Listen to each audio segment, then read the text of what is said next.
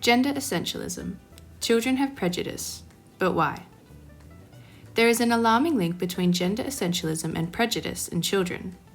In a study published in Developmental Science, this topic and its impact on society was reviewed. Specifically, how young minds perceive gender and its impact on their attitudes towards diversity. In order to determine whether this idea of prejudice could be changed, a study was formed to test whether a children's gender essentialism, the belief that gender categories are innate and immutable, could be influenced by exposure to anti-essentialist messaging. For the future, this would aim to provide a difference in these children's views of prejudice and work to build a more inclusive society. The research conducted involved 204 children aged 6 to 10 who were divided into experimental and control groups. The experimental group watched a short video emphasizing similarities between boys and girls, while the control group viewed a similar video focused on climate variations. The study reaffirmed a strong correlation between gender essentialism and prejudice against non-conforming peers, meaning that children who believed gender to be a rigid category were more likely to hold biased views.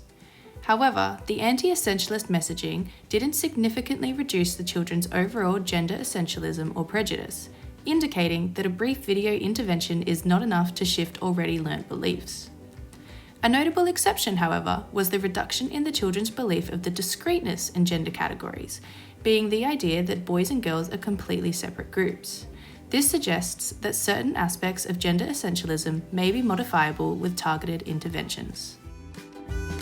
The study highlights the challenges of reducing gender essentialism and associated biases through short-term interventions. While the findings suggest that anti-essentialist messaging can influence specific beliefs about gender, broader, more sustained educational efforts may be necessary to foster inclusivity and reduce prejudice. Again, while the study did not establish a direct causal link between gender essentialism and prejudice reduction, it does indicate that early childhood remains a crucial period of time to shape social attitudes in young people. Therefore, longer-term and more immersive interventions may be more effective in challenging these gender essentialist beliefs, and in turn, prejudice. The findings raise important questions about how gender perceptions are formed and how society can encourage a more inclusive mindset from an early age. With ongoing debates surrounding gender inclusivity in schools and public spaces, understanding how essentialist beliefs shape attitudes is vital for shaping effective educational and policy initiatives. Finally, this study can serve as a foundation for future research on how to shift gender perceptions in a way that fosters acceptance and inclusivity.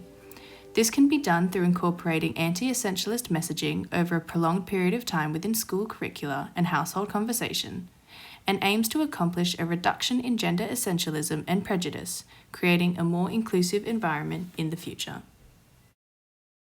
Thank you for listening. We hope you found gender essentialism and prejudice in children a valuable topic.